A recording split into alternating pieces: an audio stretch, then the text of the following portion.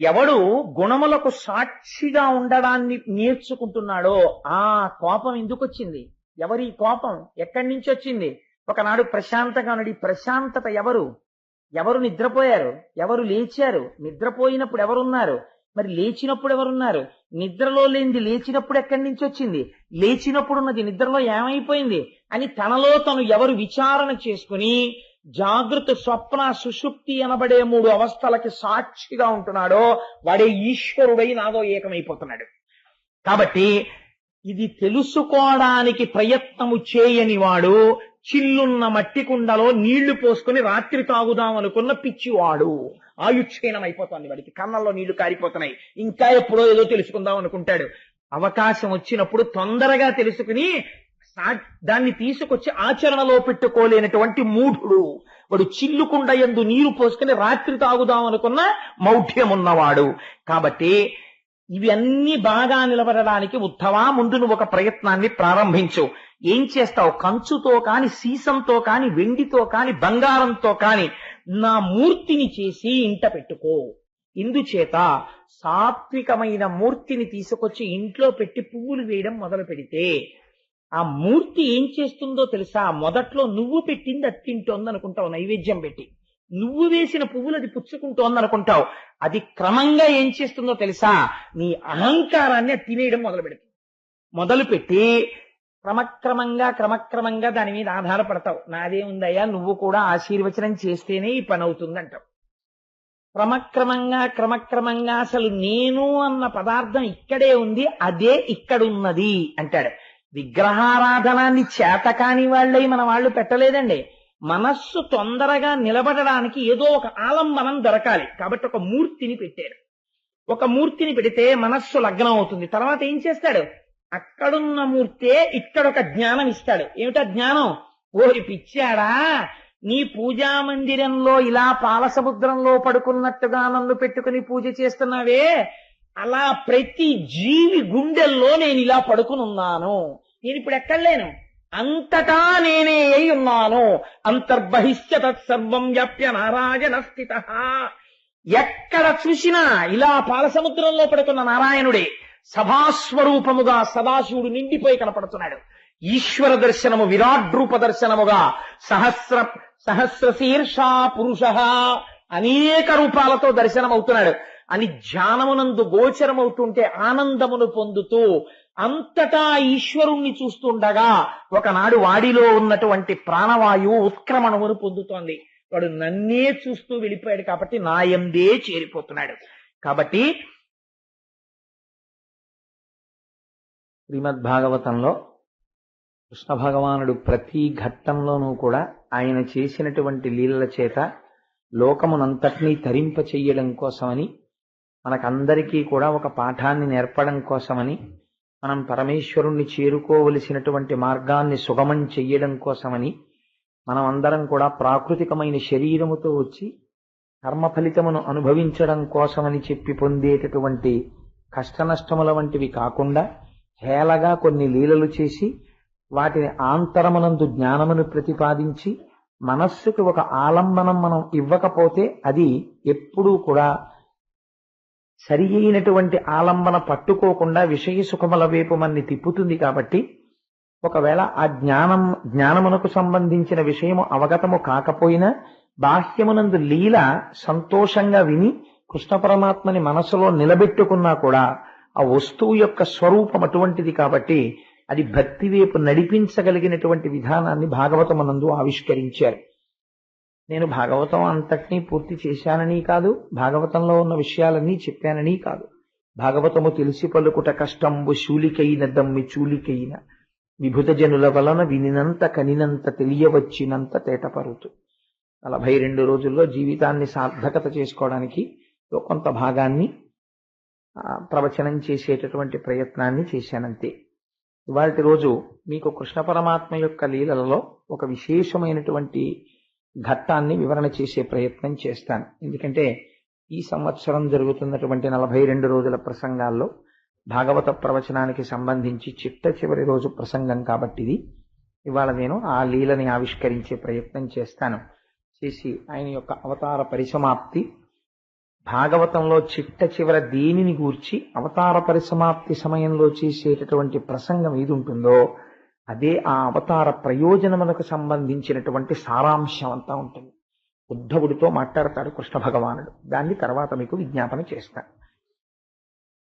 పూర్వం కృష్ణ భగవానుడు ద్వారకా నగరాన్ని పరిపాలిస్తున్నటువంటి రోజులలో ఒక బ్రాహ్మణుడు తన భార్య యందు ఒక కుమారుణ్ణి కన్నాడు. కానీ ఆ పిల్లవాడు పుట్టగానే మరణించాడు.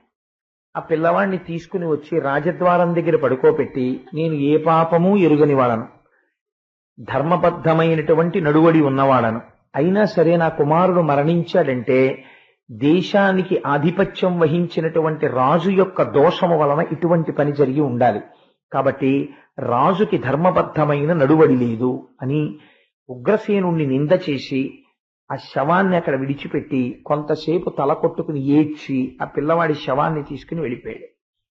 మళ్ళీ కొంతకాలం పోయిన తర్వాత ఇంకో కొడుకు పుట్టాడు. ఆ పిల్లవాడు కూడా పుట్టగానే మరణించాడు.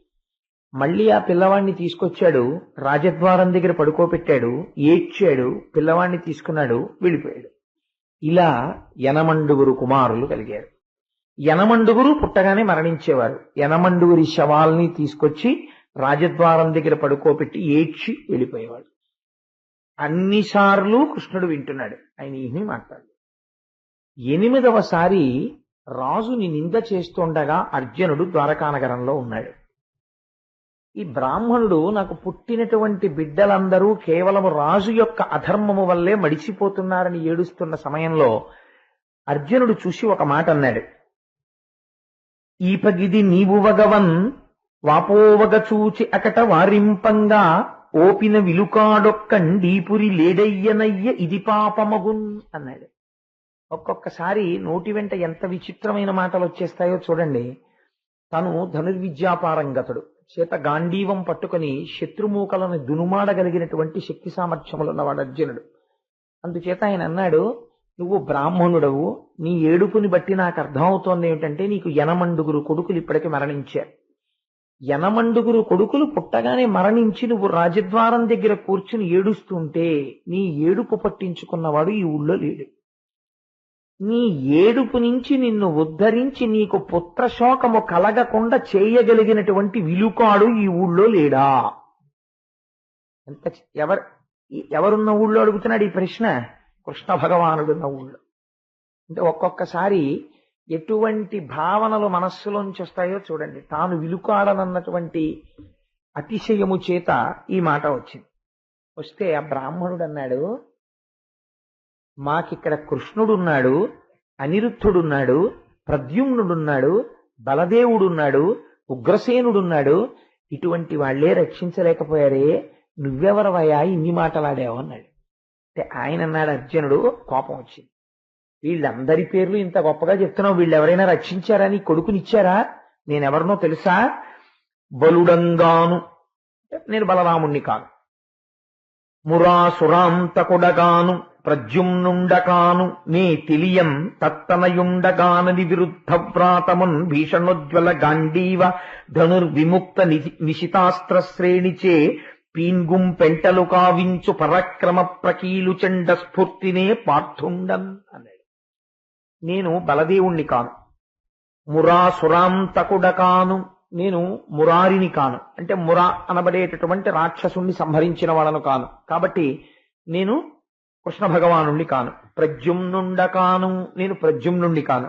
నే తెలియంత తనయుండ కాను, తత్తనయుడు అంటే ప్రద్యుమ్నుడి కొడుకు, అనిరుద్ధుణ్ణి కాను. మరి నేనెవరు అంటే విరుద్ధ వ్రాతమున్ భీషణోజ్వల గాంధీవ ధనుర్విముక్త నిశితాస్త్ర శ్రేణిచే పీన్గుంపెంటలు కావించు పరాక్రమ ప్రకట చండస్ఫూర్తినే పార్థుండం అన్నాడు. ఏ మహానుభావుడు చేతిలో గాంధీవం పట్టుకుని 2 చేతులతోటి బాణాల్ని తీసి సంధించి విడిచిపెట్టి శత్రువుల యొక్క మూకల్ని చెండాడుతాడో అటువంటి సవ్యసాచి అయిన పార్థుణ్ణి నేనుండగా నీకు భయం లేదు. ఈసారి నీ కుమారుడు మరణించడు, నేను ఇక్కడే ఉండి నీ కుమారుడి ప్రాణములు పోకుండా కాపాడతాను, నీకు నా భయం. అలా నీ కొడుకుని నేను కాపాడలేకపోతే నేను అగ్ని ప్రవేశం చేస్తాను. నువ్వు కృష్ణుడుండగా జరగదా, బలరాముడుండగా జరగదా, వాళ్లే చెయ్యలేదు, నువ్వేం చేయగలవని కదా అడిగావు.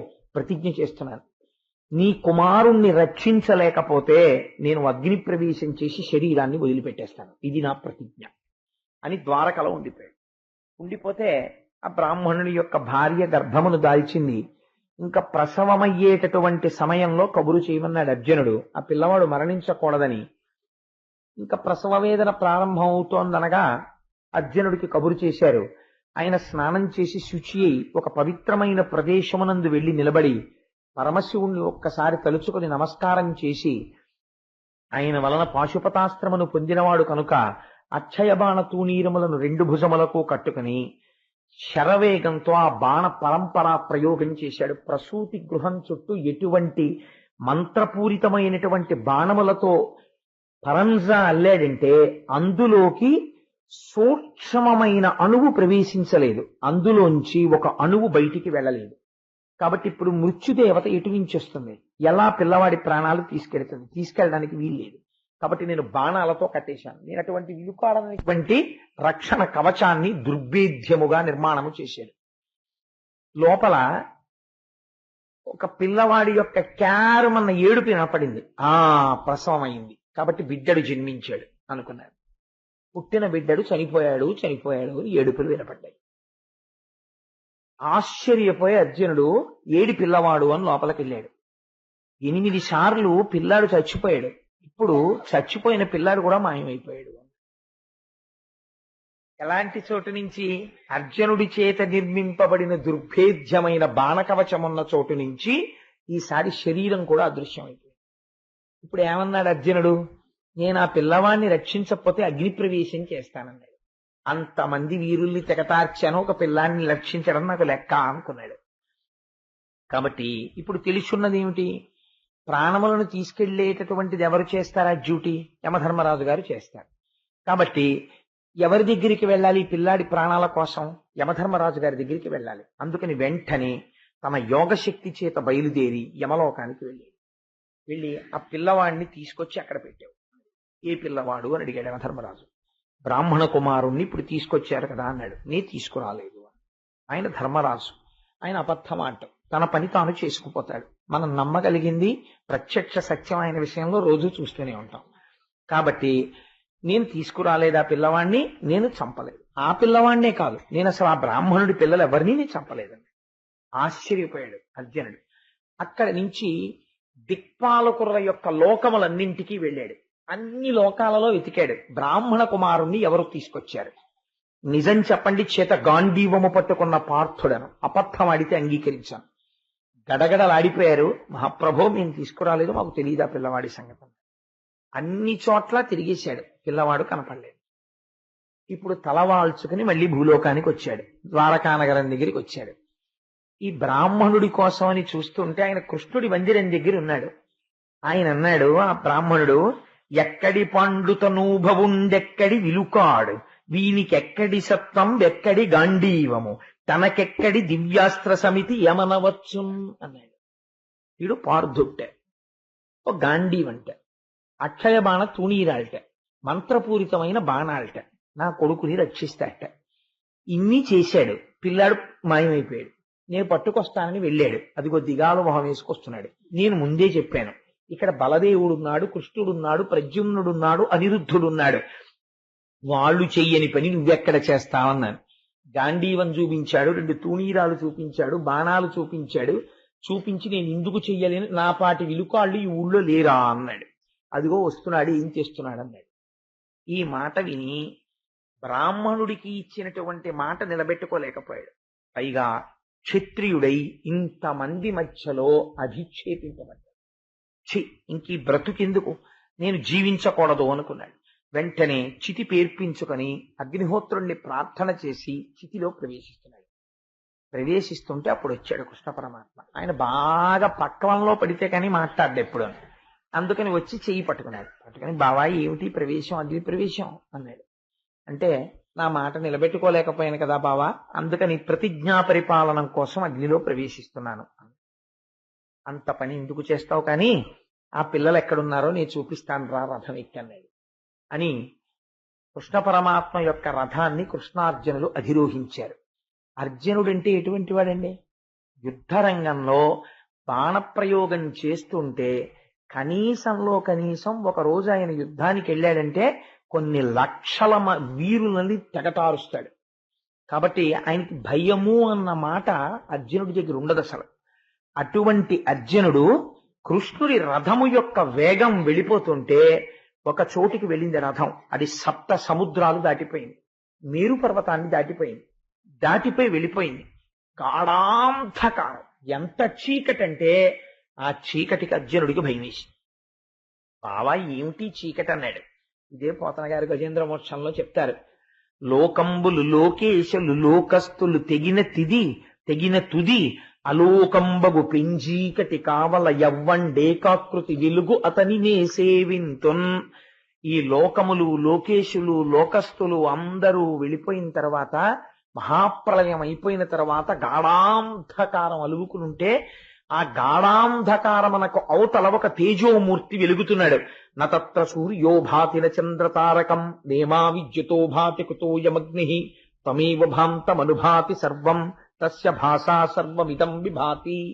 ఏ మహానుభావుడి దగ్గర ఇంకా సూర్యచంద్రుల యొక్క ప్రకాశం అవసరం ఉండదో, కానీ కోటి సూర్యుల పగిది వెలిగిపోతుంటాడో అలాంటి వాడు అక్కడ ఉంటాడు. వాడు ఈ బ్రహ్మాండములను నిర్వహిస్తుంటాడు. ఈ చీకటిలో రథం వెళ్ళలేక కృష్ణ భగవానుని యొక్క గుర్రములు కూడా డస్సిపోయి నిలబడిపోయి రథం ఆగిపోయింది. ఈ గాఢాంధకారం ఏమిటి బావా, భయం వేస్తోంది, అసలు ఎక్కడికి వెళ్ళాలి మనం అని అడిగాడు అర్జునుడు. నువ్వు భయపడకని సుదర్శన చక్రాన్ని స్మరించి విడిచిపెట్టాడు కృష్ణ భగవానుడు. అది ఆ చీకట్లో ప్రయాణం చేస్తూ సహస్ర సూర్యుల పగిది వెలుతురు సృష్టించింది. ముందు సుదర్శనం నడుస్తుంటే వెనక కృష్ణ పరమాత్మ రథం వెడుతోంది. ఈ రథంలో కూర్చున్నటువంటి అర్జునుడు సుదర్శనాన్ని అనుసరిస్తూ వెళ్ళాడు. చాలా దూరం వెళ్ళిపోయిన తరువాత కోటి సూర్యులు ఒక్కసారి ప్రకాశిస్తున్నారేమో అన్నంత తేజోమండలం కనపడింది. అపారమైన మనశ్శాంతి కలిగింది. పాల సముద్రంలో తెల్లగా ఉన్నటువంటి ఆదిశేషుడు అనంతుడు నల్లని వస్త్రములు కట్టుకుని ఉంటే ఆ ఆదిశేషుడి మీద హేళగా పడుకొని తన కుడి చేతిని ఇలా శిరస్సు కింద పెట్టుకుని పడుకుంటే ఆదిలక్ష్మి పాదములొత్తుతోంది. అటువంటి స్వరూపాన్ని కృష్ణార్జునుడు దర్శనం చేశారు. సజల మానాంబుద శ్యామాయమానాంగు ఆశ్రితావనముదితాంతరంగు సనకాది యోగి హృద్వనజమ మదాళీంద్రు ముఖపద్మ రుచిజిత పూర్ణచంద్రు కమనీయ నిఖిల జగద్ధిత చారిత్రు ప్రత్యూష సంపుల్ల పద్మనేత్రు ఇందిరా హృదయార విందారుణోల్లాసు శ్రీకర పీత కౌశేయవాసు హారకుండల కటక కేయూర మకుట కంకణంగదమణి ముద్రికా వినూత్న రత్న నూపుర కాంచీ విరాజమాను భవ మహార్ణవశోషు సద్భక్తపోషు.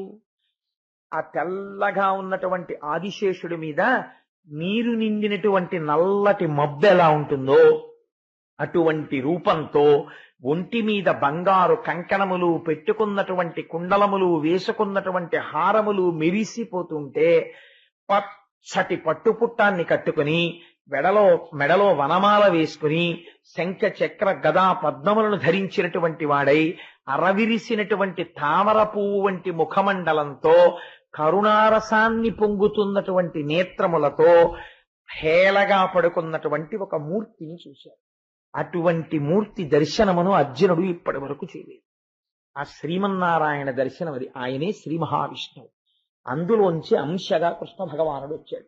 ఆ శ్రీ మహావిష్ణు దర్శనం చేసి పొంగిపోయి నమస్కరించారు. ఋషులందరూ చుట్టూ నిలబడి స్తోత్రం చేస్తున్నారు ఆ మహానుభావుని. అటువంటి మూర్తిని చూసి దర్శించిన తరువాత ఆయన అన్నాడు, వచ్చారా నరనారాయణులారా, రండి అన్నాడు. వీళ్ళిద్దరూ దగ్గరికి వెళ్లి స్వామి పాదములకు శిరస్సు తాటించి నమస్కరించి నిలబడ్డారు. మీరు నాలోంచే ఒక అంశగా బయలుదేరి భూమండలం మీద రాక్షస సంహారం చేయడానికి నరనారాయణులుగా అవతరించారు. ఈ ఋషులు నా దగ్గరికి వచ్చి నా అంశ అయిన మీరు నిలబడి ఉండగా చూడాలి అని కోరుకున్నారు. ఇది చాలా చిత్రమైన కోరిక. ఈ కోరిక తీర్చాలి, అర్జునుడికి కలిగినటువంటి కించిత్ గర్వాన్ని అణచాలి. అందుకని 10 మంది బ్రాహ్మణ పిల్లల్ని తీసుకొచ్చాం, ఇదిగో ఇక్కడే ఉన్నారు అని చూపించాడు. వాళ్ళ అదృష్టమేమో కానీ ఆ 10 మంది బ్రాహ్మణ పిల్లలు కూడా శ్రీమన్నారాయణుడి పాదాల దగ్గర కూర్చుని స్తోత్రాలు చేసుకుంటూ ఆయన పాదాలకి నమస్కారం చేసుకుంటూ కూర్చున్నారు.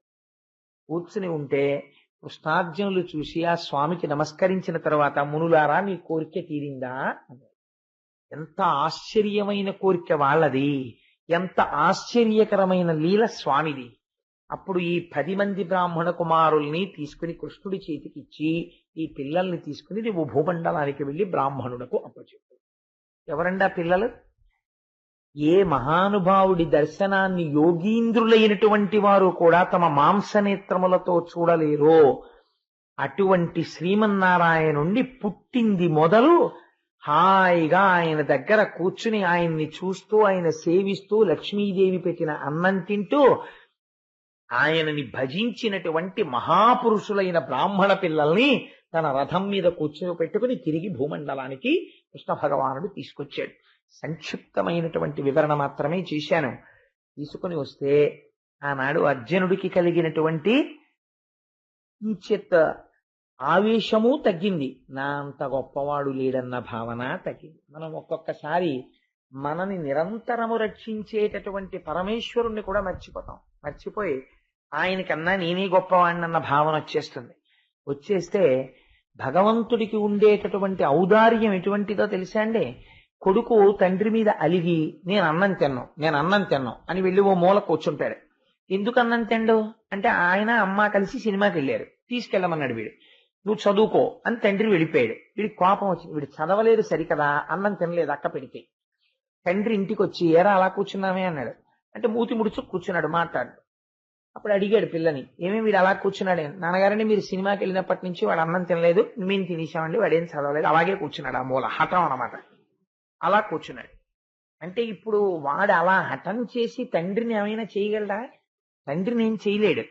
కానీ హఠం చేసిన వాడు ఎవరు? కొడుకు.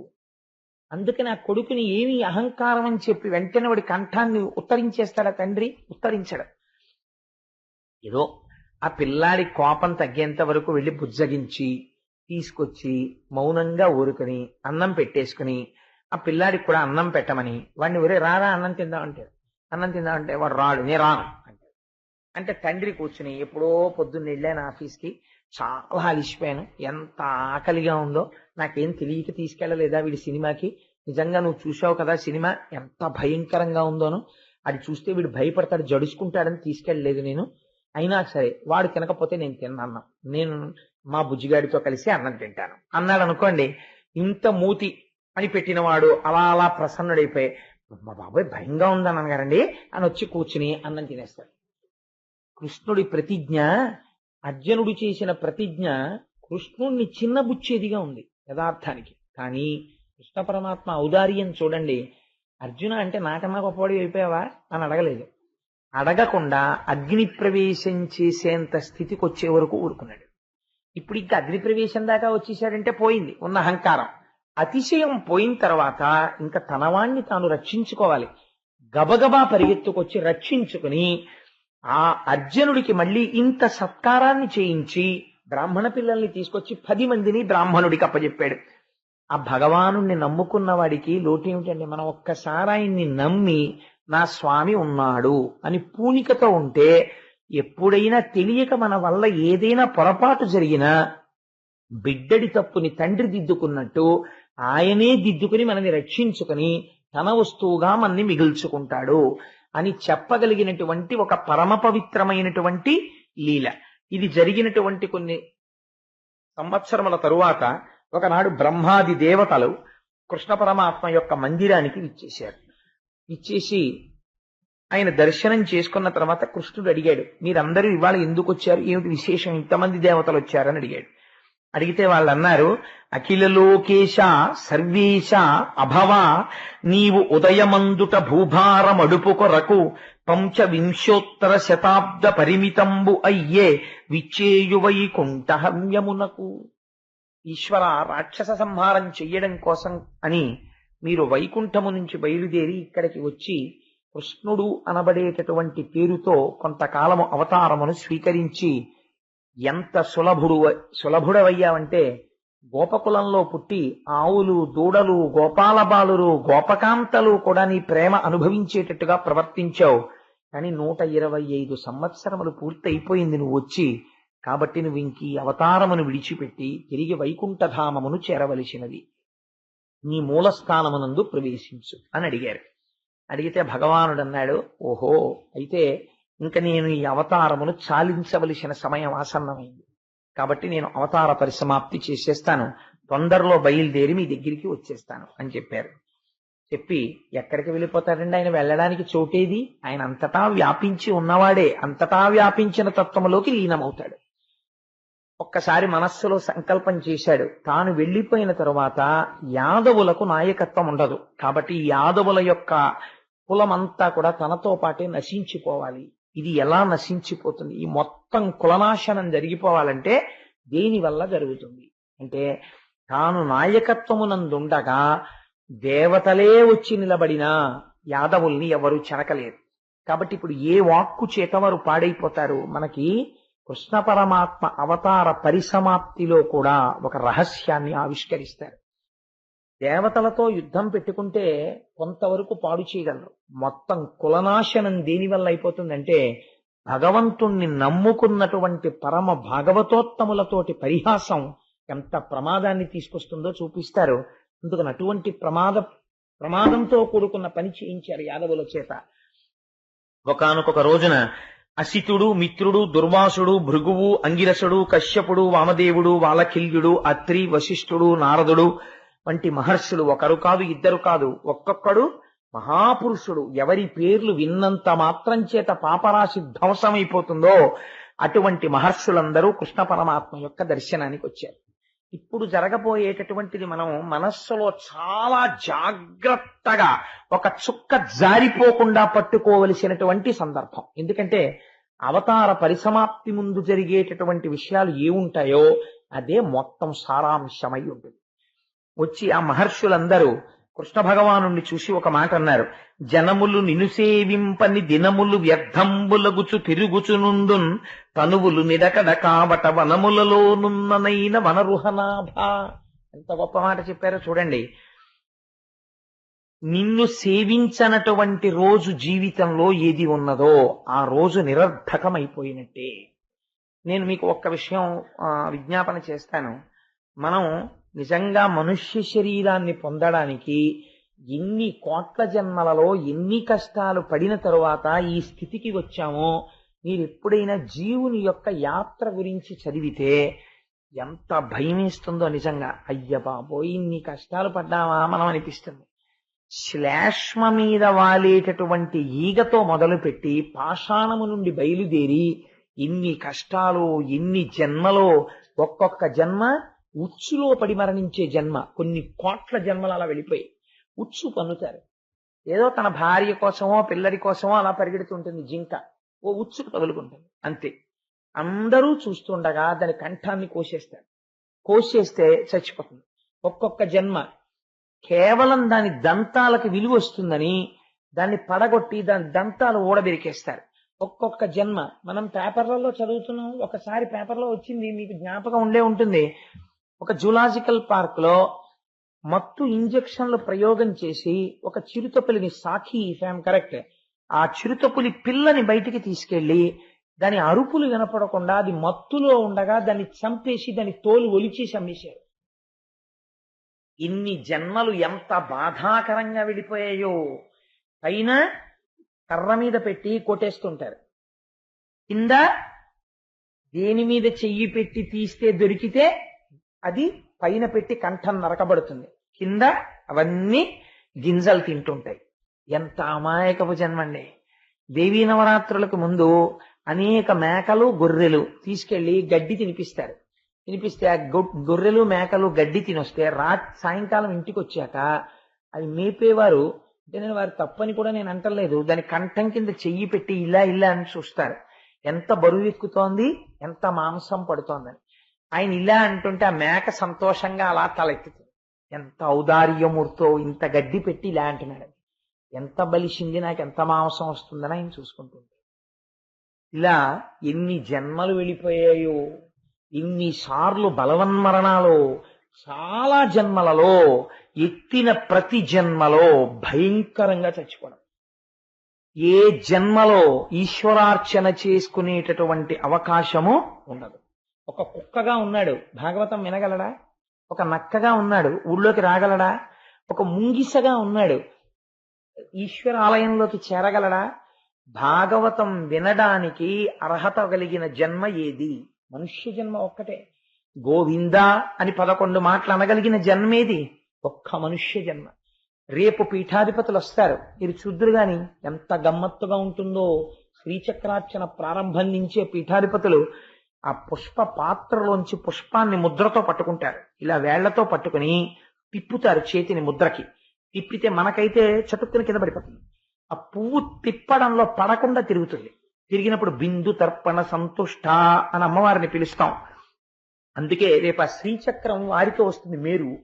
ఆ మేరువు మీద ఉన్న బిందువు కూడా కనపడేటట్టుగా అందరూ దర్శనం చేసుకునేటట్టుగా రేపు ప్రొజెక్టర్ తో బయట స్క్రీన్ మీద కూడా వేస్తాం. స్వామివారి పర్మిషన్ కూడా తీసుకున్నాం దానికి. స్వామి కాకినాడలో ఉన్న వారందరూ తరించేటట్టు మీరు చేసే అర్చన కనపడడానికి లైవ్ టెలికాస్ట్ చేస్తాం బయటికి, మీరు అంగీకరించాలని. వారు ఉదార హృదయంతో అంగీకరించారు. వారు ఆ బ్యారికేడ్ మధ్యలోంచి వస్తారు. రేపు మహాపురుష దర్శనం.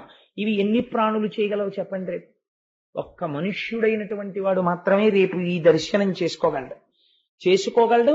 అటువంటి శ్రీచక్రార్చన జరుగుతుంటే చూడగలడు. భాగవతం పూర్తయిన తర్వాత రేపు శ్రీచక్ర తీర్థం ఇస్తే శ్రీచక్ర తీర్థం ఎవరు పుచ్చుకోగలరు? ఒక పీఠాధిపతి చేసిన అర్చన తీర్థాన్ని రేపు మనం పుచ్చుకోగలం, ఇతరులు పుచ్చుకోగలరా? పుచ్చుకోలేరు. ఇంత సర్వోత్కృష్టమైనటువంటి మనుష్య జన్మని పొంది కూడా మహర్షులు తీర్పు చెప్పేస్తున్నారు.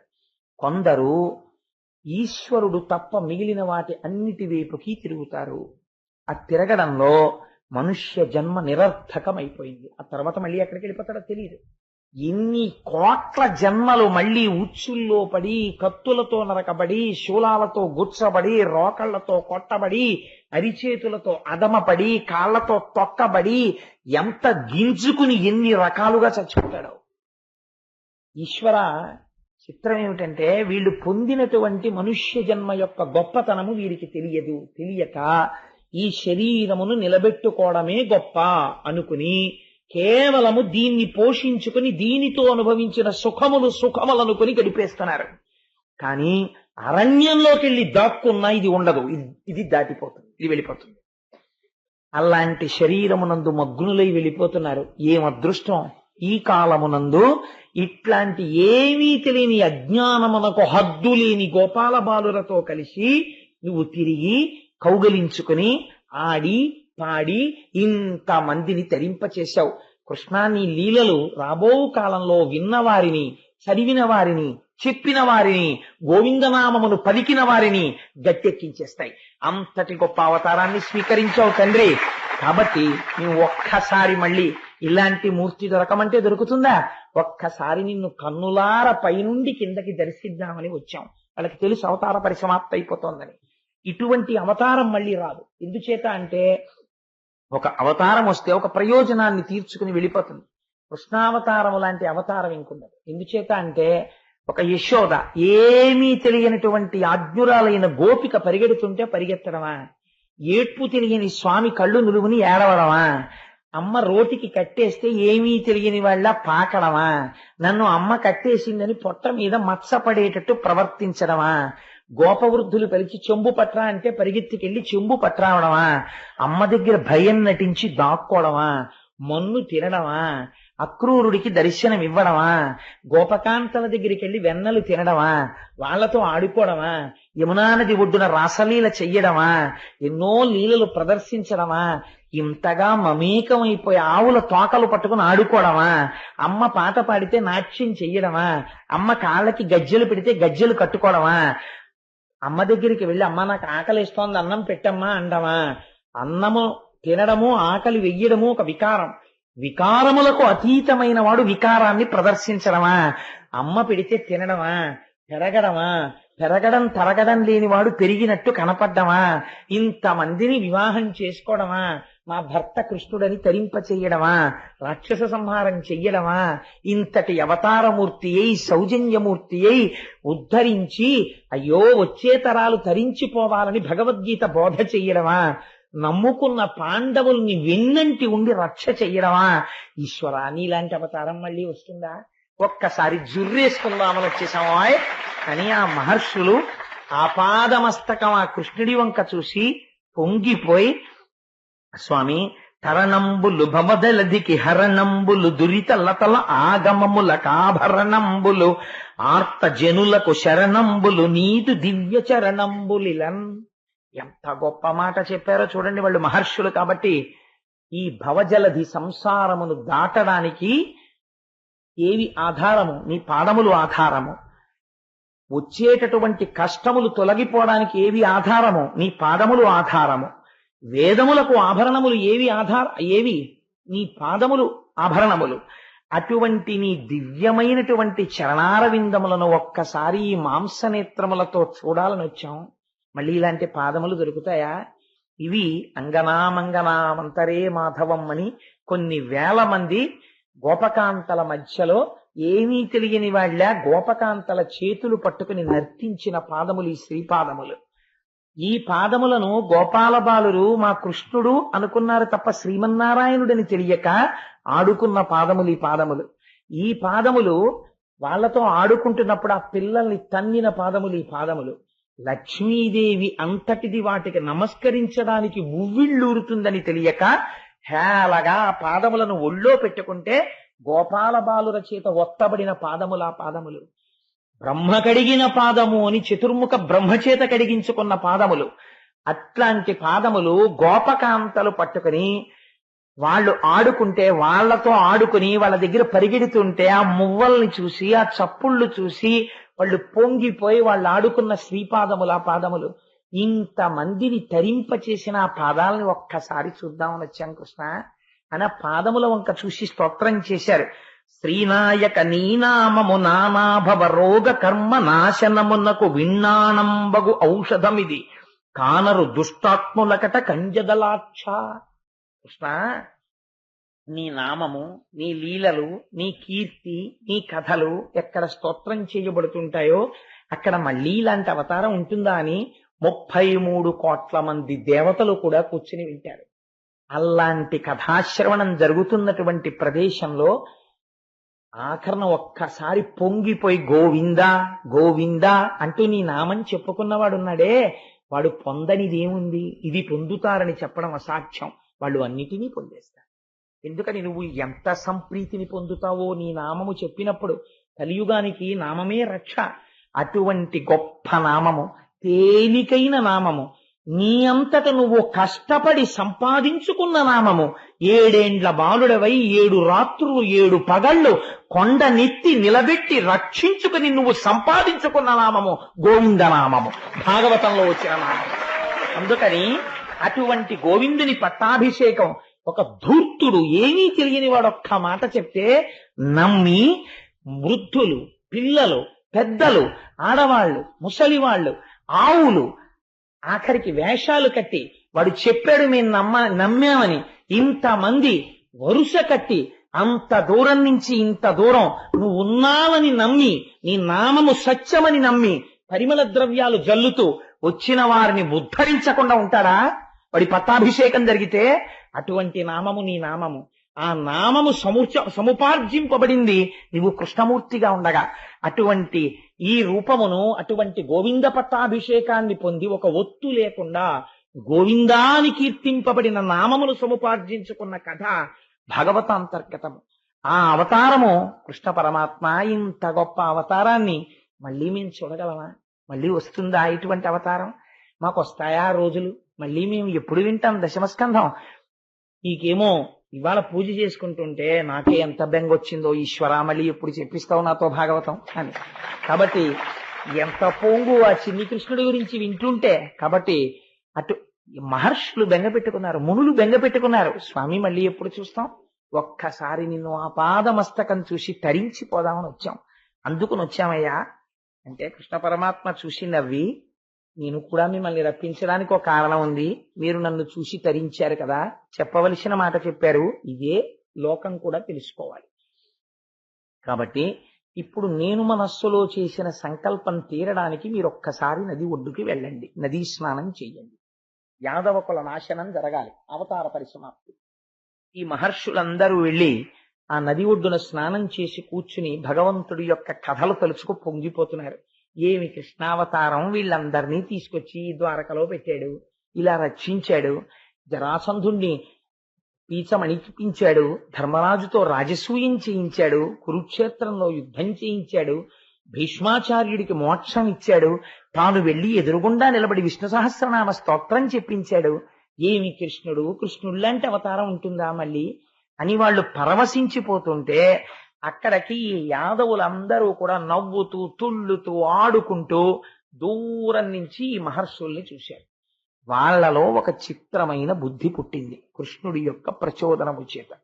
సాంబుడికి చీర కట్టి ఆడదాన్లా అలంకరించి కడుపు ఎత్తుగా కనపడేటట్టుగా చేసి ఆ మహర్షుల దగ్గరికి తీసుకొచ్చి వీళ్ళు ఏ పాటి పరిజ్ఞానంతో చెప్తారో చూద్దాం అనుకుని మూకలు కూడి యాదవులు ముందట బెట్టుక యార్చి నవ్వుచున్ పోకల పోవుచున్ ముని సమూహము కొయ్యన సాగి మృక్కుచుం ప్రాకటమైన ఈ సుదతి భారపు గర్భమునందు పుత్రుడో ఏకతమందు బలికయో ఏర్పడ చెప్పుటటన్న ఉగ్రులై.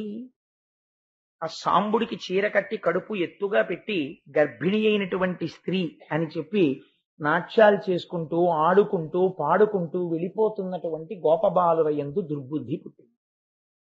ఆ సాంబుణ్ణి తెచ్చి మహర్షుల ముందు నిల్చోపెట్టి, మీరు మహాత్ములు కదా, మీకు తెలియని విషయాలు ఉండవు కదా, మీరు త్రికాల వీధులు, ఈ ఆడపిల్ల కడుపులో మగపిల్లాడున్నాడా, ఆడపిల్లుందా, కవలలున్నారా, ఏ విషయం మాకు చెప్పండి అన్నారు. అనేసరికి వాళ్ళు ఆ స్త్రీ వంక చూశారు. మహాగ్రహం వచ్చింది. మీకు భగవద్భక్తులతో పరాచికమా? కృష్ణుడున్నటువంటి గడ్డ మీద ఉన్న మీకు ఇటువంటి పరిహాసం చేయడానికి సిగ్గుపట్టలేదా? ఏ కృష్ణ భగవానుడు బ్రాహ్మణుల్ని చూడగానే భక్తితో సేవిస్తాడో, వాళ్ళ కాళ్ళు కడిగి నీళ్లు తల మీద చల్లుకుంటాడో, అటువంటి కృష్ణుడితో కలిసి ఉండి మీకింతటి దుస్సాహసమా, మాతో పరిహాసమా అని వాళ్ళన్నారు. వాలాయము ఎదుకుల నిర్మూలకరంబైన ఎట్టి ముసలంబొకటి బాలిక కుదయించును పుండాలస్యము లేదటంచు అటపల్కుటయున్. కొడుకక్కర్లేదు, కూతురక్కర్లేదురా, క్షణం ఆలస్యం లేకుండా ముసలం ఒకటి పుడుతుంది అమ్మాయి కడుపులో నుంచి. ముసలం అంటే పెద్ద రోకలి పుడుతుంది. ఆ రోకలి మీ అందరికీ తీట తీర్చేస్తుంది, మీ ఎదుకుల నాశనం అయిపోతుంది దాంతో అన్నారు. ఆ మాట అనిపించాలి, బ్రాహ్మణ వాక్కు యథార్థమవుతుంది. బ్రాహ్మణులు సంతసించి, బ్రాహ్మణ వాక్యం ఎంత గొప్పది చూడండి, దాన్ని మించిన సన్మానం ఏముంటుందండి? శతమానం భవతి. మా కోటేశ్వరరావు గారు 100 ఏళ్లు ఆయుర్దాయంతో ఉండి ఒక కుక్క బతికినట్టు బతకడం కాదు, భగవన్నామము చెప్పుకుంటూ ఆయన బతకాలి. అత్రేష గోత్రోద్భవస్య కోటేశ్వరరావు శర్మ నామధేయస్య ఈశ్వర కైంకర్యం చేసుకుంటూ బ్రతకాలని బ్రాహ్మణులు చేసిన ఆశీర్వచనమా గొప్పది? లేకపోతే నువ్వు లౌకికంగా పుచ్చుకునేవా గొప్పవి? అది గొప్పది. బ్రాహ్మణ వాక్కు ఎంత గొప్పదో చూడండి, ఆశీర్వచనం ఎంత గొప్పదో చూడండి. కాబట్టి వాళ్ళు ఒక్క మాట అన్నారంటే శాపమైంది. వెంటనే పరిహాసం చేస్తున్నటువంటి వాళ్ళకి భయం వేసింది. ఇలా అన్నారు ఏమిటన్నా, సాంబుడికి కట్టిన చీర విప్పితే ఆ చీరలోంచి కడుపు దగ్గర నుంచి ఒక పెద్ద ఇనప రోకలి కింద పడింది. పడగానే భయం వేసి ఆ రోకలి పట్టుకుని పరుగున కృష్ణ పరమాత్మ దగ్గరికి వెళ్ళారు. ఆ రోకలి ఆయన పాదాల దగ్గర పెట్టారు. తెలియక మహర్షులతో పరిహాసం ఆడాం, శిపించారు, ఈ రోకలి పుట్టింది, ఇప్పుడు మమ్మల్ని ఏం చెయ్యమంటావు అని అడిగారు. కృష్ణ పరమాత్మ అన్నారు, ఊరే దుర్నిమిత్తములు కనపడుతున్న ఈ మధ్య పగటిపూటయే అంతఃపురముల యందు కాకులు గుడ్లగూబలు ఏడుస్తున్నాయి, గుర్రాల యొక్క తోకల యందు మంటలు పుడుతున్నాయి, చిలుకలు గోరువంకలు వికృతమైనటువంటి స్వరాలతో అరుస్తున్నాయి, ఇళ్లల్లో పుట్టగొడుగులు పుడుతున్నాయి. ఇంటి యందు పుట్టగొడుగు పుట్టకూడదు, పుట్టగొడుగు పుడుతోంది. సూర్యబింబం చుట్టూ ఆవిరి పరివేషం కట్టినట్టుగా గుండ్రంగా కడుతోంది. కాబట్టి ఇది ఎదుకుల నాశనాన్ని సూచిస్తోంది. మీ అందరూ ఈ ఇనప ముసలము చేత మరణిస్తారు. కాబట్టి సముద్రపు ఒడ్డుకెళ్ళి అక్కడ ఒక భయంకరమైన పెద్ద శిఖరం ఒకటి ఉన్నది, ఆ శిఖరము వద్దకు వెళ్లి ఈ ఇనప ముసలాన్ని అరగదీసేసి దీన్ని సముద్రంలో కలిపేసేయండి అన్నారు. అంటే వాళ్ళు పరుగు పరుగున ఆ ముసలాన్ని పట్టుకుని ఆ శిల దగ్గరికి వెళ్ళారు. వెళ్ళి అటు కొందరు ఇటు కొందరు కూర్చుని ముసలాన్ని అరగదీయడం మొదలెట్టారు, గంధపు చెక్క అరగదీసినట్టు. అది కరిగి కరిగి కరిగి కరిగి నల్లటి తెట్టు కారుతోంది. ఈ తెట్టు తీసుకెళ్లి సముద్రంలో కలిపేస్తున్నారు. అరగదీగా ఆఖరికి ఇంత ఇనప ములుకు ఒకటి మిగిలింది. ఈ ములుకు ఏం చేస్తుందిలే, దీన్ని అరగదీయకపోతే ఏమిటి అని ఆ ములుకుని సముద్రంలోకి విసిరిస్తారు. ఆ ములుకుని ఒక చేప మింగింది. ఒక బోయవాడు పక్షులు దొరక్క చేపలు పట్టుకోవడానికి సముద్రం దగ్గరికి వచ్చాడు. వాడి వలలో ఈ చేప పడింది. వాడి ఇంటికి వెళ్ళి చేప కోశాడు. దాని కడుపులోంచి ఇనప ముళ్ళు పడింది. ఆ ఇనప ముళ్ళు బాణానికి పెట్టుకున్నాడు. ఆ బాణంతో కృష్ణుడు. కాబట్టి ఆ ముసలంలోంచే యాదవకుల నాశనం వచ్చింది. ఆ ఇనప ములుకుని బాణానికి తగిలించుకుని ఈ బాణంతో ఎవరిని కొట్టాలని వాడు తూణీరంలో పెట్టుకు తిరుగుతున్నాడు. ఈలోగా అవతార పరిసమాప్తి జరిగిపోతోంది, ఎదుకుల నాశనం అయిపోతుంది, మీరు తొందరగా ద్వారకా నగరాన్ని విడిచిపెట్టేయండి అని కృష్ణ పరమాత్మ చెప్పడాన్ని ఉద్ధవుడు విన్నాడు. కృష్ణ, నీతో కలిసి ఆడుకున్నాం, నీతో కలిసి పాడుకున్నాం, నీతో కలిసి అన్నం తిన్నాం, నీతో కలిసి సంతోషంగా గడిపాం. ఇలాంటి కృష్ణావతారం అయిపోతోందంటే నేను తట్టుకోలేకపోతున్నాను, నేను ఉండలేను. కాబట్టి నా మనస్సు శాంతించేటట్టు, నిరంతరము నీతో ఉండేటట్టు నాకు ఏదైనా ఉపదేశం చెయ్యి అన్నాడు.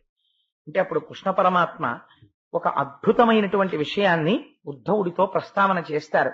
ఇది మనందరం కూడా తెలుసుకుని జీవితంలో పాటించవలసినటువంటి తుద ప్రసంగం కృష్ణ పరమాత్మ. దీని తర్వాత ఇంక వారు మాట్లాడలేదు. అందుకని ఇది లోకాన్ని ఉద్ధరించడానికి ఉద్ధవుణ్ణి అడ్డుపెట్టి చెప్పారు. నేటికి 7వ రాత్రి కలియుగ ప్రవేశం జరుగుతుంది. 7వ రాత్రి లోపల ద్వారకా పట్టణాన్ని సముద్రం ముంచెత్తేస్తుంది. సముద్ర గర్భంలోకి ద్వారక వెళ్ళిపోతుంది. ద్వారకలో ఉన్నవారందరూ మరణిస్తారు. తదనంతరం కలియుగం ప్రవేశిస్తుంది. కలియుగం ప్రవేశించగానే మనుష్యుల యందు 2 లక్షణాలు బయలుదేరుతాయి. ఒకటి అపారమైనటువంటి కోరికలు, 2 విపరీతమైనటువంటి కోపం. ఎవ్వడూ కూడా తన తప్పు తాను తెలుసుకునే ప్రయత్నం కలియుగంలో చెయ్యడు. ప్రతి వాడికి కోపమే, ప్రతి వాడికి కోరికలే. కోరికల చేత, అపారమైనటువంటి కోపము చేత తమ ఆయుర్దాయాన్ని తాము తగ్గించేసుకుంటారు. కోపము చేతని, అపారమైన కోరికల చేతను తిరగడం వల్ల వ్యాధులు వస్తాయి. ఇవాళ చాలా మంది డాక్టర్లు చెప్తుంటారు, మీరు ఇంత టెన్షన్డ్ గా తిరగడం వల్లే బీపీ వస్తుంది మీకు అంటుంటారు, నర్వస్ టెన్షన్స్ వస్తాయి. అప్పుడే చెప్పేశాడు కృష్ణ పరమాత్మ, వీళ్ళకి వ్యాధులు పొటమరించి వీళ్ళ ఆయుర్దాయాన్ని వీళ్ళు తగ్గించేసుకుంటారు. కలియుగంలో ఉండేటటువంటి మనుష్యులకి రాను రాను రాను రాను వేదము ప్రమాణము కాదు, యజ్ఞయాగాదులు చెయ్యకండి, వేదము చేత ప్రోక్తమైనటువంటి భగవన్మూర్తులను పూజించకండి అని చెప్పినటువంటి మాటలు బాగా రుచిస్తాయి. రుచించి కోట్ల జన్మల అదృష్టం చేత వేదము ప్రమాణమని అంగీకరించగలిగినటువంటి స్థితిలో పుట్టిన వారు కూడా వదిలిపెట్టేసుకుని తమంత తాముగా పాషండమతములను కౌగిలించుకుని అభ్యున్నతిని విడిచిపెట్టి వేరు మార్గములలో వెళ్ళిపోతారు. అల్పాయుర్దాయంతో జీవిస్తారు. పూజలు తమ మనస్సుని సంస్కరించుకోవడానికి, ఆచారములు తమంత తాము పాటించడానికి వచ్చాయి. ఒక ఉపవాసం అనేటటువంటిది తక్కువ పదార్థాన్ని తీసుకుని శరీరాన్ని నిలబెట్టుకుని మరింత పవిత్రంగా పూజ చేసుకోవడం కోసమని ఉపవాసం అన్న ఆచారం వచ్చింది. కట్టుకున్న బట్ట చెమట వాసన కొట్టి, కట్టుకున్న బట్ట అన్ని రకాలైనటువంటి సంపర్కముతో ఉన్నదైతే దాని యొక్క స్పర్శ చేత శరీరములోనున్న మనస్సు నిలకడ పొందవని ఆరేసిన బట్ట కట్టుకో, లేకపోతే పట్టుబట్ట కట్టుకోని శాస్త్రం నిర్దేశించింది. కానీ రాను రాను రాను రాను కలియుగంలో ఏమవుతుందంటే ఆచారాన్ని విడిచిపెట్టేయడానికి ప్రజలు ఇష్టపడతారు. ఆచారం పక్కన పెట్టేసి ఆచారము లేని పూజ చెయ్యడం ఇష్టపడతారు. ఆచారం అక్కర్లేదనేటటువంటి పూజలు ఏముంటాయో వాటి యందు మక్కువ చూపిస్తారు. వాటి వలన ప్రమాదము కొని తెచ్చుకుంటున్నామని తెలుసుకోరు. అంతఃశుద్ధి ఉండదు, చిత్తశుద్ధి ఏర్పడక ఆచారము సంప్రదాయమును విడిచిపెట్టినటువంటి పూజల యందు మక్కువ చూపించి తిరగడం ప్రారంభం చేస్తారు. అయ్యో, ఈ ఆచారం పాటించడం అనేటటువంటిది మన మనస్సుని సంస్కరిస్తుంది అని తెలుసుకోవడం మానేసి ఏ పూజ చేస్తే, ఏ రూపాన్ని ఆశ్రయిస్తే ఆచారం అక్కర్లేదని ప్రచారం ఉంటుందో అటువైపుకే తొందరగా అడుగేస్తారు. కానీ దానివల్ల తాము పొందవలసినటువంటి స్థితిని పొందలేము అని తెలుసుకోలేకపోతారు. ఇవన్నీ కృష్ణ పరమాత్మ చెప్పిన మాటలన్నీ. ఇంద్రియములకు వశులైపోతారు. ఎప్పుడూ ఇంద్రియములకు బానిసలై ఇంద్రియము చెప్పిన మాటని ఎదురు తిరిగి నేను ఎందుకు అనుభవించాలని అడిగేవాడు ఉండడు. మనస్సు కంటితో అనుభవించంటే బానిస అయి తిరుగుతాడు, చెవితో వినమంటే బానిస అయి తిరుగుతాడు. ఎందుకు అలా చేస్తామని అడిగితే అధిక్షేపిస్తాడు. ముఠాలు కడతారు, సంఘాలు కడతారు, కొట్టుకుంటారు, రాజులే ప్రజల సొమ్ము దోచుకుంటారు, ప్రజలు రాజుల మీద తిరగబడతారు. ఎవడికి యోగ్యతని బట్టి గౌరవం ఉండదు, వాడి పాండిత్యమును బట్టి గౌరవం ఉండదు, వాడి భక్తిని బట్టి గౌరవం ఉండదు. ఏ రకంగా ఆర్జించాడన్నది ప్రధానం అవ్వదు కలియుగంలో, ఎంత ఆర్జించాడన్నది ప్రధానం. ఎవడికి ఐశ్వర్యం ఉందో వాడే పండితుడు, ఎవడికి ఐశ్వర్యం ఉన్నదో వాడే పెద్ద పెద్ద దేవస్థానాలకి ట్రస్టీ. వాడికి ఆచమనం చేయడం కూడా చేత కాకపోవచ్చు, కానీ వాడు ట్రస్టీగా ఉంటాడు. ఎందుకు? వాడికి ఏమొచ్చు? వాడు ఆ దేవస్థానాన్ని ఏమైనా సంస్కరించగలడా? వాడు ఏమైనా నడిపించగలడా? వాడు ఔదార్యం ఉన్నవాడా? అక్కర్లేదు. వాడు ఏమైనా పూజ చేయగలడా? పోనీ ఓ అయ్యప్ప స్వామి గుడి ట్రస్టీలా 10 భగవత్ కార్యాలు చేయించగలరా? వాళ్ళ డబ్బు తీసుకొచ్చి భక్తులకి పెట్టి మీరు డబ్బు ఇవ్వకండి పూజలు చేసుకోండి అనగలవా? అనలేరు. కానీ ఎందుకు మరి ట్రస్టీలు అవుతారు అంటే అది కలియుగం యొక్క లక్షణం. కాబట్టి పనికి మాలిన వాళ్ళు వెళ్లి ఆలయాల నిర్వహణలో పూనుకుంటారు. పూనుకుని ఈశ్వరుని యొక్క స్వరూపాన్ని ప్రజలకి అందించడంలో భంగపాటుకి గురైపోతారు. కాబట్టి అందరూ ఎంతసేపు గుళ్ళ చుట్టూ తిరిగేవాళ్లే కానీ అసలు కలియుగంలో వెళ్ళవలసినటువంటిది భగవంతుడి పాదములను గట్టిగా పట్టుకుని తరించిపోయినటువంటి మహాపురుషులైన వాళ్ళు ఉన్నారు. ఒక రమణ మహర్షి, ఒక రామకృష్ణ పరమహంస, అటువంటి మహాపురుషులు వెళ్ళిపోవచ్చు. కానీ వాళ్ళు తిరుగాడిన ఆశ్రమాలున్నాయి. అటువంటి ఆశ్రమాలకు వెళ్లి మన కాలు పెట్టి తొక్కాలి, కానీ ఆశ్రమాలకు వెళ్లరు. అటువంటి ఆశ్రమాలకు వెళ్లి కాళ్ళు పెట్టాలి. అటువంటి మహాపురుషుల యొక్క మూర్తుల్ని సేవించాలి, కానీ అక్కడికి వెళ్లరు. వెళ్లకుండా హీనమైనటువంటి భక్తితో కోర్కెలు తీరడానికి ఎవరిని పట్టుకుంటే సులువుగా తీరుతాయి, ఇదే ప్రశ్న అడుగుతారు. ఈశ్వరుడు యందు భేదం చూస్తారు. ఈ మూర్తిని పట్టుకుంటే కోరిక తీరుతుంది, ఈ మూర్తిని పూజించాలని ఆ మూర్తికి తెలిస్తే కోపం వస్తుందేమో అంటాడు, కానీ ఒక్క మూర్తియే ఇలా ఉందని తెలుసుకోరు. ఈశ్వరుడు యందు భేదబుద్ధి గోచరిస్తుంది. కాబట్టి ఉద్ధవా, నేను నీకొక్క మాట చెప్తాను, ఈ వాక్యాన్ని నువ్వు బాగా జ్ఞాపకం పెట్టుకో. ఇదే నేను మొన్న గోవింద పట్టాభిషేకం జరుగుతుండగా నా మనసుని తొలిచేసిన వాక్యం. ఈ ప్రపంచమునందు ఉన్నదంతా డొల్లయే అని నువ్వు తెలుసుకోవడానికి నీకు ఒక గొప్ప యాసిడ్ టెస్ట్ చెప్పేస్తున్నాను. ఇంద్రియముల చేత నీకు ఏది సుఖాన్ని ఇస్తోందో అదంతా డొల్లా, అది నీ మనుష్య జన్మని పాడు చేయడానికి వచ్చిందని గుర్తుపెట్టుకో. ఎంత గొప్ప మాట చెప్పేశాడో చూడండి. దీని నుంచి దాటాలని నువ్వు అనుకుంటున్నావా?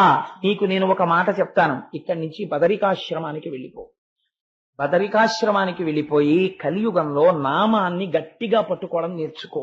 ఈశ్వర నామాన్ని విడిచిపెట్టకు. గట్టిగా భగవంతుని యొక్క నామం పట్టుకో. చాలా మంది చాలా విషయాల్ని గజిబిజి చేసేసి అనేక రకాలుగా చెప్పేస్తారు. అసలు ఏది ఏమిటో ఉద్ధవా నేను నీకు చెప్పేస్తాను. ఇవి బాగా జీవితంలో జ్ఞాపకం పెట్టుకో. ఎవరైతే ప్రయత్నపూర్వకంగా కొంతకాలం మౌనంగా ఉంటారో, చంద్రశేఖర పరమాచార్య స్వామి బయటికి వచ్చి ఒక్క మాట మాట్లాడితే లక్షల మంది అర్రులు చాచేవారు.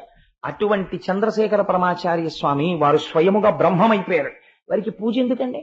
ఒరుగంటి పూజ అని ప్రతిరోజు గంట సేపు పూజ చేసేవారు.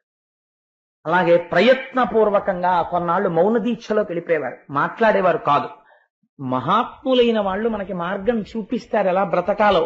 కాబట్టి మౌనము, ఇంద్రియ నిగ్రహము, జపము, తపస్సు, మంత్రమును అనుష్ఠానము చేయుట, భగవన్మూర్తి ముందు కూర్చొనుట, ఈశ్వరుణ్ణి సేవించుట. ఒక సెలవు దినం వస్తే ఎలా గడపాలని కాదు, ఒక 4 గంటలో 5 గంటలో మన ఇంట్లో కాసేపు కూర్చొని భార్య భర్త కూర్చుని ఒక స్తోత్రం చేసుకుందాం, ఇలాంటి ఆలోచనలు రావు. కానీ ఎవరు వీటిని పాటించడం మొదలు పెట్టారో వాళ్ళు మెట్లెక్కడం మొదలు పెట్టేస్తారు. ఉద్ధవా జ్ఞాపకం పెట్టుకో. కాబట్టి మౌనము, జపము, తపము, నామము, పూజ ఇవి ప్రారంభించాలి. క్రమముగా దీని వలన నేనేమిస్తాను? ఇంద్రియములకు లొంగని స్థితిని ఇస్తాను. ఇంద్రియాలని బలవంతంగా తొక్కపెట్టడం వేరండి. ఎందుచేతనో తెలుసా? ఒకడు అక్కడే గోనె సంచులున్నాయి, ఆ గోనె సంచుల్ని తీస్తుంటే పాము ఇలా ఇలా వచ్చేసింది. వాడు కంగారులో ఆ పావుని దూరంగా పారేద్దామని ఇలా పట్టేసుకున్నాడు. పట్టుకోవడంలో అది కరవడానికి వీలు లేకుండా పావును పట్టుకున్నాడు. ఇప్పుడు మీరు ఒక మాట చెప్పండి, నాకు ఇలాంటి యథార్థమైన సంఘటన ఒకటి తెలుసు, అందుకే దీన్ని ప్రయోగించాను నేను. ఈ చేత్తో పావుని పట్టుకున్నవాడు పావుని గెలిచాడా? అనుకోకుండా పావుని పట్టుకున్నాడు. పావుని పట్టుకున్నాడు. నేను మృత్యువుని గెలిచాను, పావుని గెలిచానని వాడు అనగలడా? అనలేడు. పావు తోక కింద తిరుగుతుంటుంది ఊపుతూ. వాడికి ఇప్పుడు ఈ పట్టుకున్న పావుని ఎలా విసిరేయాలో తెలియదు. ఎటు విసిరితే ఇది మళ్ళీ వస్తుందో ఏమిటో అసలు అంత ఆలోచన కూడా ఉండదు. భయపడిపోయి గజ గజ గజ గజ వణికిపోతుంటాడు. వాడు జయించాడా పావుని? పాము చేత వీడు జయింపబడచ్చా? చెప్పలేము. ఇంద్రియాల్ని బలవంతంగా అణిచిపెట్టిన వాడి స్థితి అంటే. అందుకే ఇంద్రియానికి కావలసిన సుఖం వేదం ఏం చెప్పిందో ఆ సుఖమునివ్వాలి. అందుకే ఆశ్రమములన్నిటిలో నేను ఏ ఆశ్రమమునయ్యున్నానో తెలుసా? నేను గృహస్థాశ్రమమయ్యున్నాను అని చెప్పాడు కృష్ణుడు. ఎందుచేత? ధర్మబద్ధమైపోయింది సుఖమంతా. ఈ ఇంద్రియములు ఏ సుఖాన్ని పొందవచ్చో ఆ సుఖమును నువ్వు హాయిగా వేదము చెప్పిన సుఖాలని అనుభవించవచ్చు. వేదము ఎలా చెప్పిందో అలా అనుభవించవచ్చు. అనుభవించి ఇది సుఖము కాదు, ఇది సుఖంలా కనపడుతోంది అంతే అని సత్యాన్ని తెలుసుకోగలవు. కాబట్టి ఇప్పుడు నీ ఇంద్రియములకు లౌల్యం ఉండదు. ఇంద్రియాలని గెలవడం అంటే ఏమిటో తెలుసా అండి? ఒక వస్తువుని చూసి ఇంద్రియంలో చాంచల్యం రాకుండా ఇలా కళ్ళు మూసేసుకుని, అమ్మో నేను చూడండి బాబాయ్ చూస్తే నా మనసు పాడైపోతుందని కళ్ళు మూసుకోవడం ఇంద్రియాలని గెలవడం కాదు. కళ్ళు తెరిచి ఆ వస్తువు వంక చూస్తూ మా జగన్మాత అని మీరు అన్నారనుకోండి. ఒక స్త్రీ, ఒక అందమైన స్త్రీ, ఎందుకు దాపరికం? నేను ఒక ఉదాహరణ చెప్పేస్తాను. ఒక అందమైన స్త్రీని అలా వెళ్ళిపోతోంది అనుకోండి, వెళ్ళిపోతుంటే వెంటనే పురుషులకు లౌల్యము కలిగిందనుకోండి, వాడు పాపం మూట కట్టేస్తున్నాడు మనస్సు చేత. దాన్ని నివర్తయ మనోమత్త స్వజనే క్రియతాం మనః అంటుంది సీతమ్మ. వాడు ఒక్కసారి వెంటనే నా చేత రోజు పూజలు అందుకునేటటువంటి నా తల్లి పార్వతీదేవి ఇవాళ నీ కంటికి కనపడతానని జగన్మాత నడుస్తోంది, ఏమి నా అదృష్టం అన్నాడు అనుకోండి, వాడు పుణ్యం మూట కట్టేస్తాడు. అలా ఎప్పుడు అనగలడు? ఏమి సుఖం నాకు తెలియదా? ఎందుకు వచ్చిన చూపు, దిక్కుమాలిన చూపు, నేను మా జగన్మాతని చూస్తానన్నాడు అనుకోండి, వాడు తరించిపోయాడు. కాబట్టి సుఖము సుఖము కాదని తెలుసుకోవడానికి ఆశ్రయనీయము గృహస్థాశ్రమము. అందుచేత అటువంటి గృహస్థాశ్రమమునందుండి ఇంద్రియములకు లొంగనటువంటి స్థితికి ఒకడు ఎదుగుతున్నాడు. అలా ఎదిగిన వాడెవడున్నాడో వాడు శమమును పొంది ఉన్నాడు. దాన్ని శమం అంటారు ఉద్ధవ. మనోనిర్మలత్వము, మనస్సు ఎందు నిర్మలంగా ఉంటాడు, ఎప్పుడు హాయిగా ఉంటాడు, ఈశ్వరుణ్ణి సేవించుకుంటూ ఉంటాడు. తాను భగవంతుణ్ణి ఏది పూజా మందిరంలో చూశాడో అదే లోకమంతటా చూస్తుంటాడు. బెంగ పెట్టుకోడు కృష్ణావతారం అయిపోయిందని. కృష్ణావతారం అయిపోవడం ఏమిటి? నాకు కనపడుతున్న వాళ్ళందరూ కృష్ణ స్వరూపాలే అంటాడు, పొంగిపోతాడు. కాబట్టి ఇప్పుడు ఏమైపోయింది? సమత్వ బుద్ధితో ఉంటాడు. ఇటువంటి దాన్ని విద్య అని పిలుస్తారు. ఇది తెలియక వాడు వేరు నేను వేరు అని ఎప్పుడు కుచ్చిత బుద్ధితో ఉండి పైకి ఎలా కనపడినా, ఎంత పవిత్రమైన వాళ్లే కనపడినా, లోపల పరమ కుళ్ళు బుద్ధితో ఉన్నవాడెవడున్నాడో వాడు అవిద్యయందున్నాడు. వాడు విద్యయందు లేడు, వాడికి విద్య తెలియదు. చిత్తశుద్ధి, తృప్తి, నాకు ఈశ్వరుడు ఏమి ఇవ్వలేదు అన్న తృప్తితో ఉండగలిగిన వాడెవడున్నాడో వాడు దమమును పొంది ఉన్నాడు. మీకు తీసుకొచ్చి ఇంత అన్నం పెట్టేశారనుకోండి, మీరు తినగలరా? మీ కడుపు నిండడానికి ఇంత అన్నం దొరికింది అనుకోండి, చాలు. ఇంత అన్నం ఇవాళ తినడానికి ఈశ్వరుడు ఇచ్చాడు, అది నవలడానికి పళ్ళు ఇచ్చాడు, పళ్ళు ఉంచాడు, కడుపులోకి వెళ్ళిన దాన్ని జీర్ణం చేస్తున్నాడు, చాలు. ఇంకింతకన్నా ఏం కావాలి నాకు? ఇంట్లో 10 బస్తాలుంటే తింటానా ఈ పూట? చాలు. ఏ పూటకు ఆ పూట నాకు ఆకలేసినప్పుడు వెంటనే అన్నం దొరికేట్టు ఈశ్వరుడు చేస్తున్నాడు. ఇంకింతకన్నా ఏం కావాలి? ఇది నమ్మేడు కావ్యకంఠ గణపతి ముని. కాబట్టి అరుణాచలం వెళ్లి తమ్ముడు ఏడుస్తున్నాడు అన్నం లేదని. వెళ్లి ఒక బ్రాహ్మణ గృహం కనబడింది. ఆ బ్రాహ్మణ గృహం ముందు నిలబడి భవతి భిక్షాం దేహి అన్నాడు. కాలి గజ్జలు గల్లుమంటూ ఒక ఆవిడ బయటికి వచ్చి, అయ్యో నాయన ఆకలితో ఉన్నారా, రండిని కూర్చోపెట్టి అన్నం పెట్టింది. ఇద్దరు అన్నం తినేశారు అన్నదమ్ములు. తాంబూలం వేసుకుని ఆయన అరుగు మీద పడుకోండి అంది. అమ్మా ఇంటాయనీరమ్మా అన్నారు. ఇంటాయన లోపల ఉన్నాడయ్యా, ఆయన దర్శనం అంతా తేలిగ్గా దొరికేది కాదులే అంది. ఆయన తాంబూలం వేసుకుని ఆవిడ దక్షిణ ఇచ్చిన దక్షిణ కూడా ఉంది. అన్నదమ్ములు ఇద్దరూ అలిసిపోయి కడుపు నిండా తిని అరుగు మీద పడుకున్నారు. మర్నాడు తెల్లవారుజామున తెలివచ్చింది. తల్లి నిన్న రాత్రి ఆకలితో ఉన్నప్పుడు అన్నం పెట్టింది, ఆ అమ్మకో నమస్కారం అనుకుని చూశాడు. అది గణపతి గుడి యొక్క అరుగు. ఎక్కడి నుంచి వచ్చింది?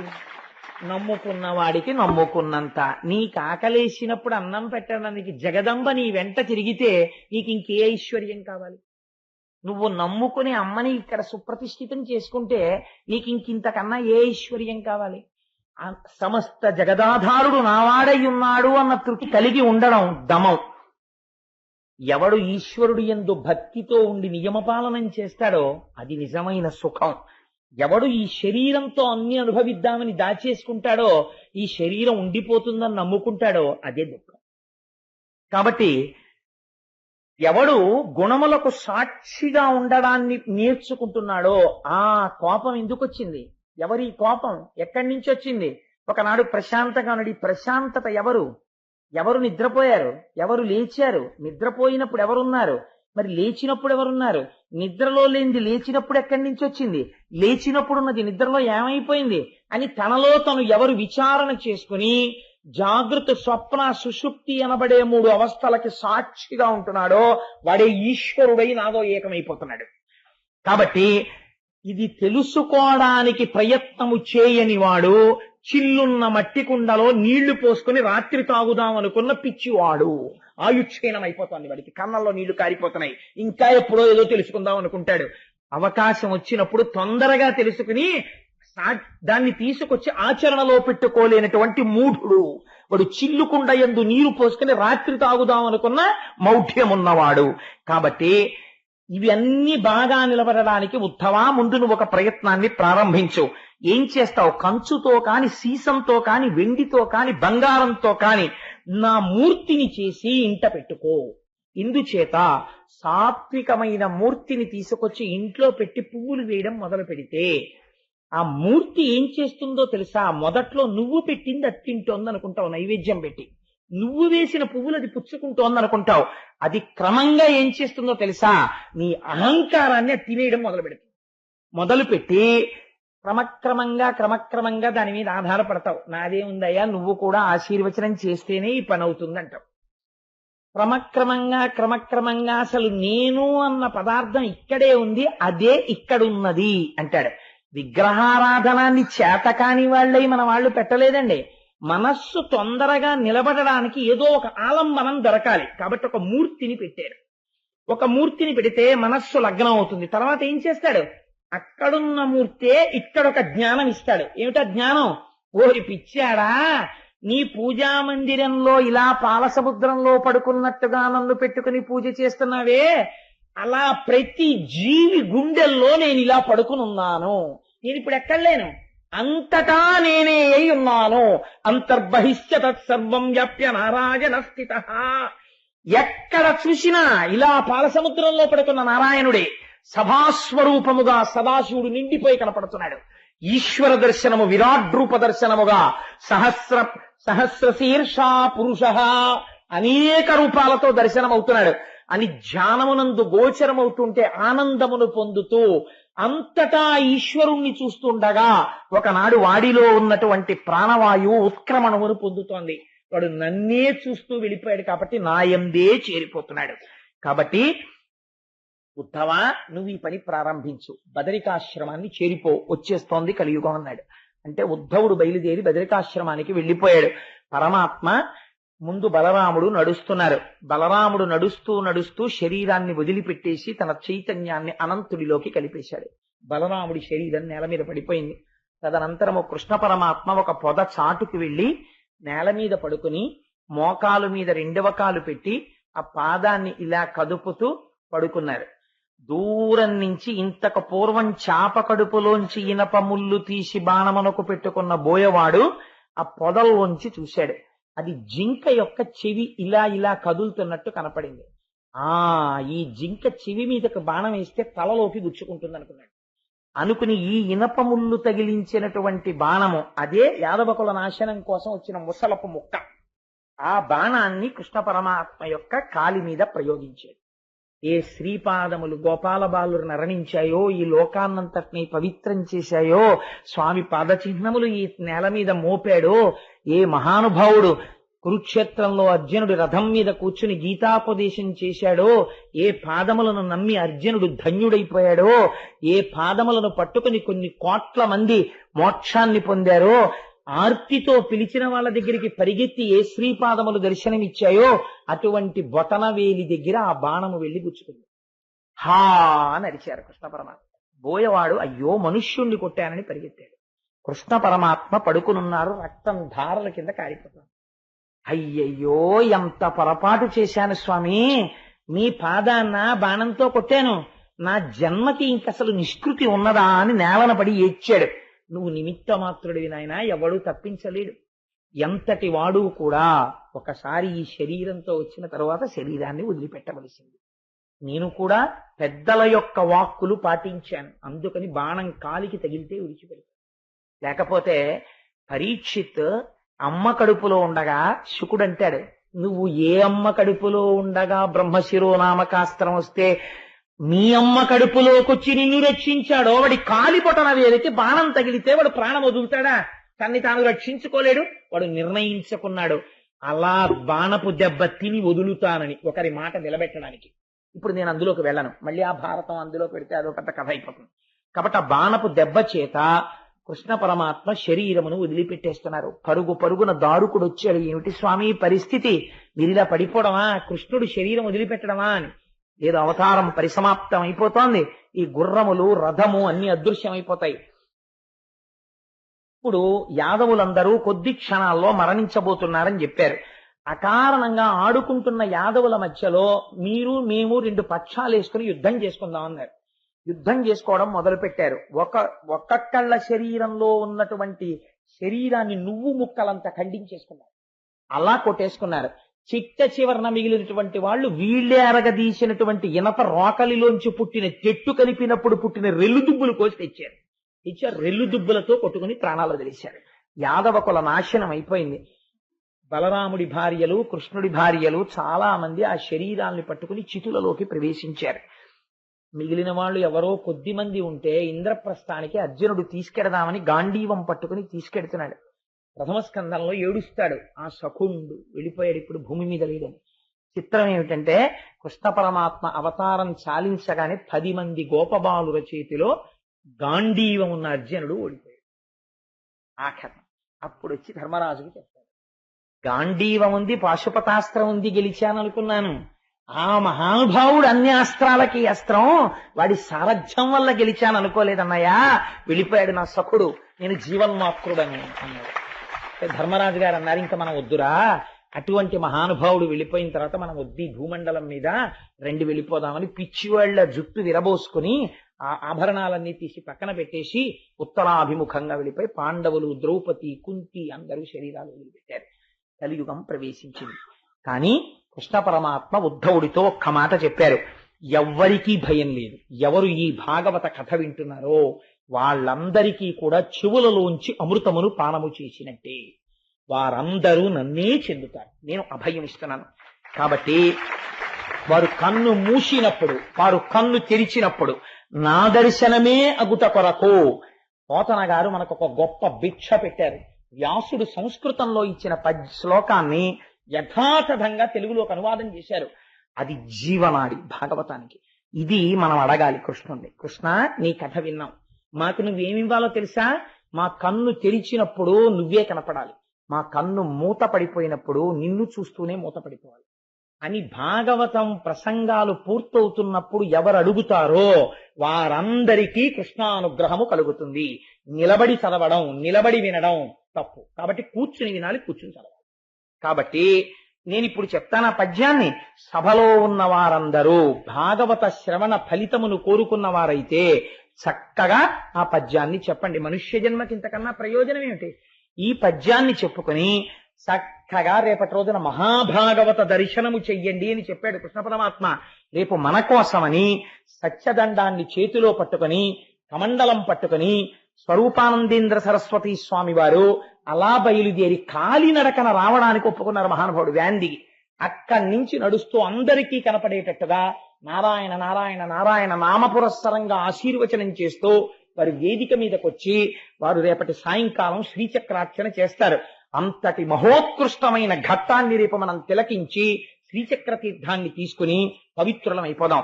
ఇప్పుడు మీ అందరూ కూడా కృష్ణ నీ అనుగ్రహం మాకు కావాలి అని అపేక్షింపబడినటువంటి ఈ పద్యాన్ని చెప్పండి. నేను చిన్న చిన్న పదములుగా చెప్తాను, చక్కగా చెప్పండి. ఏకకంఠంతో గట్టిగా ఆ గురువాయూరప్పకి వినపడేటట్టుగా, స్వామి ఈ కోరిక నువ్వు తీర్చి తీరాలి మాకు అని చెప్పండి స్వామికి. ఎవరెవరు ఈ కృష్ణ పరమాత్మ యొక్క కథ వింటున్నారో, ఎవరు ఈ పద్యం చెప్తున్నారో వాళ్ళకి మాత్రమే ఈ ఫలితం దక్కుతుందని ఒక ఫలశ్రుతి చెప్తారు చివర.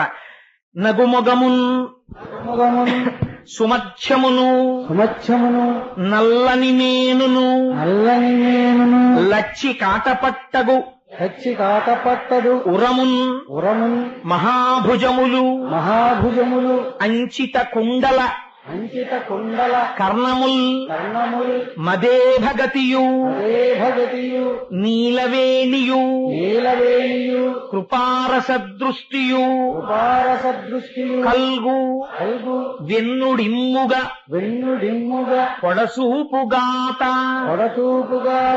కను మూసిన ఎప్పుడు